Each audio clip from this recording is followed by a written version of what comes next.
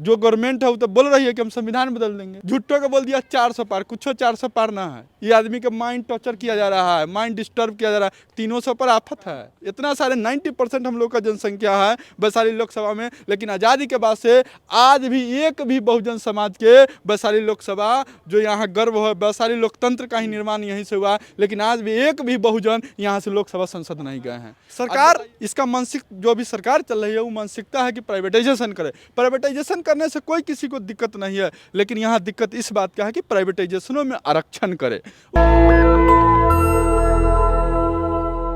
क्या नाम है सर आपका? मेरा नाम पंकज कुमार हुआ। अभी हम यहाँ वर्तमान मुखिया हुए अली नेवरा पंचायत के।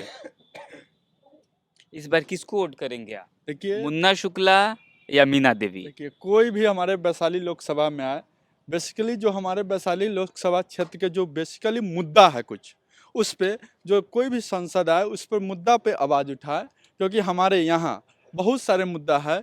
जैसे कि आते रहते हैं 10 साल अभी गवर्नमेंट जो चल रही है, लेकिन वो काम नहीं हो पाए हैं। जैसे अभी हम काम में गिना देते हैं, मोतीपुर चीनी मिल आज तक बंद है, उसमें कभी नहीं मतलब कि उसका उद्घाटन हुआ, चाहे उस पर कोई चर्चा नहीं हुआ। संसद जो हमारी वर्तमान में है, एक बार भी संसद में चर्चा भी नहीं किए कि खोला जाए कि नहीं खोला जाए।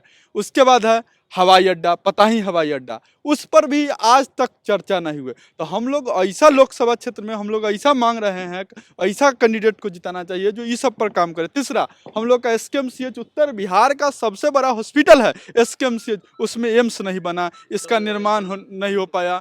उसके बाद बहुत सारे काम हैं, जैसे कि बहुजन समाज में, जैसे कि राज्यसभा में जो आरक्षण नहीं दिया जा रहा है दलितों का, बहुजनों का, उस पर आवाज कोई हमारे लोकसभा नहीं उठा रहे हैं। जो मतलब कि विधान परिषद में है, सरकार इसका मानसिक जो भी सरकार चल रही है वो मानसिकता है कि प्राइवेटाइजेशन करे। प्राइवेटाइजेशन करने से कोई किसी को दिक्कत नहीं है, लेकिन यहाँ दिक्कत इस बात का है कि प्राइवेटाइजेशनों में आरक्षण करे। उसके बाद बहुत सारे मुद्दा है दलितों का, जो हमारे सांसद आवाज़ उठाएं संसद में। अगर उसमें वैसा सांसद वादा करके जाए वैशाली लोकसभा में कि अगर 1 साल के अंदर हम पता ही हवाई अड्डा या मोतीपुर के चीनी मिल को चालू नहीं करते हैं, तब तक संसद हम नहीं चलने देंगे, वैसा संसद को चुनना चाहिए। हम यही वैशाली लोकसभा क्षेत्र के सभी जनता से अपील करते हैं कि मुद्दा बनाइए। आपको एक बात बता देते हैं, मुखिया होने के नाता बताते हैं कि पूरा मुजफ्फरपुर जिला में आप पता कीजिए, रिकॉर्ड इंटरनेट पर निकालिए, एक भी प्रधानमंत्री आवास नहीं मिला है।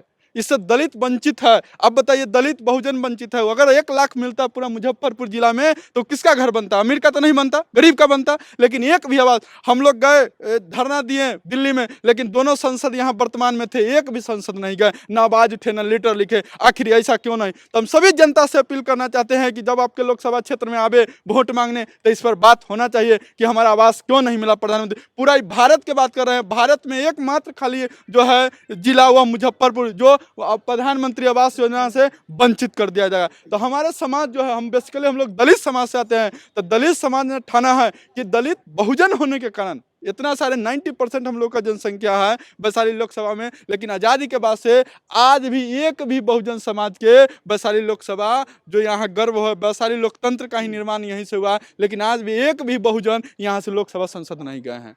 आज बताइए, यहाँ से बहुजन जयबे नहीं करेगा तो लोकसभा में बात कौन रखेगा? मुद्दा की बात है।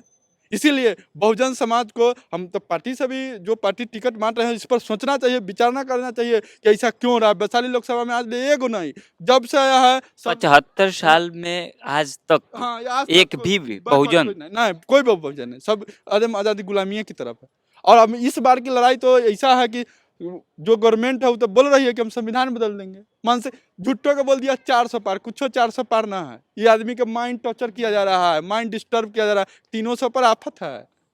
ये सब झूठ के बात है। इसीलिए हम लोग का समाज ने ठाना है कि अगर हमारे समाज से कोई आते हैं तो हमारा पूरा समाज वैशाली लोकसभा के हमारे समाज पर वोट गिराएगा, एक एक वोट गिराएगा और दिखाएगा कि ना बहुजन का भी यहाँ ताकत है वैशाली लोकसभा क्षेत्र में।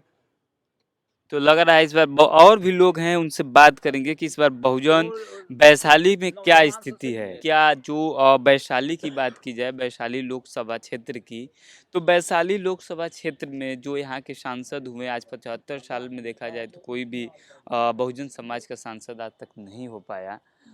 लेकिन जो मीना देवी हैं, का मुन्ना शुक्ला जी हैं, तो आप लोग मुन्ना शुक्ला को क्यों नहीं वोट करेंगे? मीना देवी को क्यों नहीं वोट करेंगे?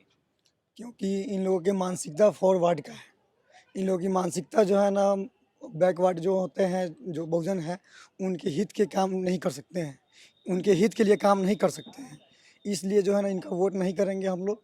हम लोग यहाँ से जो है ना, बहुजन समाज के लिए करेंगे। और जो व्यक्ति जो है ना, हमारे समाज के प्रति सहानुभूति रखता है, हमारे समाज के लिए जो कार्य करता है, सब दिन से कार्य करता आया है, हम उनको वोट करेंगे। तो बहुजन वैशाली में इस बार जी। 2024 में किस-किस मतलब सरकार बनेगी?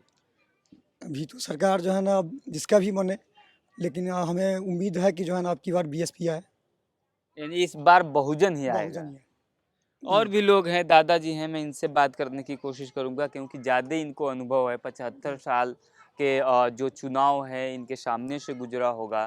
क्या स्थिति है जो वीणा देवी यहाँ के पूर्व सांसद हैं अभी वर्तमान में वीणा देवी, क्या अपेक्षा करते हैं कि इस बार किसको वोट करेंगे? हम वीणा लोग देवी को को वोट करेंगे कि अब नहीं? विदा हो गई, हम लोग क्या माने सहारा करेंगे, क्या देखेंगे देश को, क्या चीज़ करेंगे से वही लोग न जानेंगे।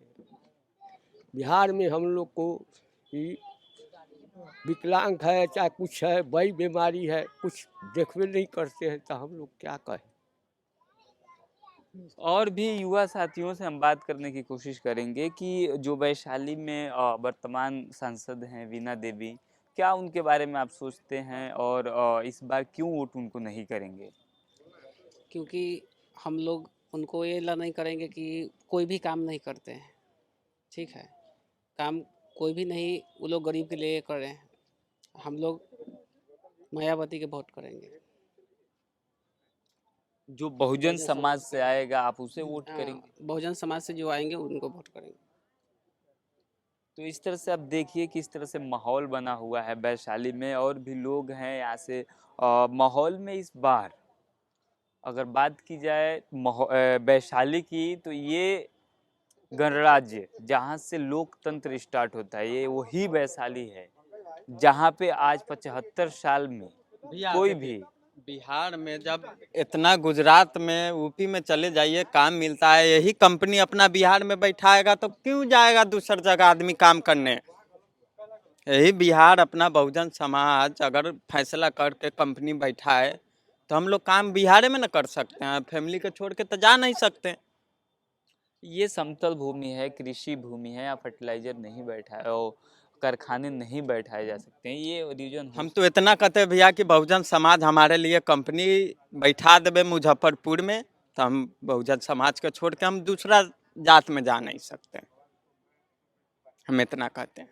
मीना देवी को वोट करेंगे कि नहीं? नहीं, सिर्फ बहुजन समाज के करेंगे। मुन्ना शुक्ला को नहीं, हम क्यों सिर्फ नहीं। वर्तमान देखिए सांसद हैं। सुनिए भैया, हम 2500 किलोमीटर छोड़ के कमाने जाते हैं। यही हमारा बहुजन समाज अगर अपना मुजफ्फरपुर जिला में कोई कंपनी दे देवे तो वो जगह हम कमा सकते हैं। अगर हम दूसरे जगह 25,000 कमाते हैं, जगह अपना टोला में गांव में अगर 10,000 कमाएंगे तो 10,000 के हमारा फैमिली के सामने पेट भरेगा, क्योंकि हम परिवार के देखेंगे। तो देखिए किस तरह से जो यहाँ के युवा साथी हैं वो कह रहे हैं कि अगर बिहार की सरकार हमें यहाँ पे रोजगार उपलब्ध करा देती तो हम दूसरे राज्य में जाकर डर डर की ठोकरें नहीं खाते हैं। और भी यहाँ युवा साथी हैं उनसे हम बात करेंगे। यहाँ पे एक युवा साथी हैं उनसे बात करेंगे कि क्या लग रहा है सर इस बार वैशाली में किसकी सरकार बनेगी? सबसे मीना देवी? सबसे पहले तो जय भीम। देखिए, जहाँ तक बात है कि किसको वोट किया जाए, तो दलित समाज को सबसे पहले आज आज़ादी के 76 वर्ष हो चुके हैं। आज तक वैशाली विधानसभा क्षेत्र से एक भी बहुजन समाज के लोग या बहुजन समाज को उठाने के कार्य को करने के लिए कोई भी व्यक्ति नहीं आया। आज हम देखते हैं कि आज़ादी के 76 वर्ष के बाद भी ऐसा पंचायत है जहां चलने के लिए सड़क नहीं है, जहां महिलाएं बच्चे क्या बोलते हैं पंक्ति के सहारे आते जाते हैं, जहां पे महिला लगभग 50 घर है दलित समाज के लोगों का और लगभग मेरे हिसाब से अधिकतर पंचायत में ये स्थिति है। तो हमारे समाज की जो दशा है उसको सुधारने के लिए जो भी बहुजन समाज के नेता आएंगे हम लोग उसको वोट करेंगे। तो ऐसा कैसे लग रहा है कि बहुजन समाज के जो नेता आएंगे वो सुधारने की स्थिति करेंगे? और जो बात की जाए मीना देवी, तो वर्तमान वो सांसद हैं। जैसे 70 साल के बाद भी अगर दलित समाज के लोग को चलने के लिए सड़क नहीं है, हाँ, बिजली नहीं है, पानी की व्यवस्था नहीं है, जो आम सुविधाएं हैं, उसके घर पे एम्बुलेंस नहीं जा सकता है, उसके घर पे उसके बच्ची का शादी होता है या बच्चे का शादी होता है तो वो पैदल उतर के जाता है अपने घर में। तो इस कहीं कहीं मानसिकता जो है बहुत गंदी मानसिकता है। तो ये सब का जो आम सुविधाएं हैं, ये सब जो भी आवाज़ उठाएं, जो भी इस कार्य को करें, उनको वोट करना चाहिए हमारे दलित समाज को।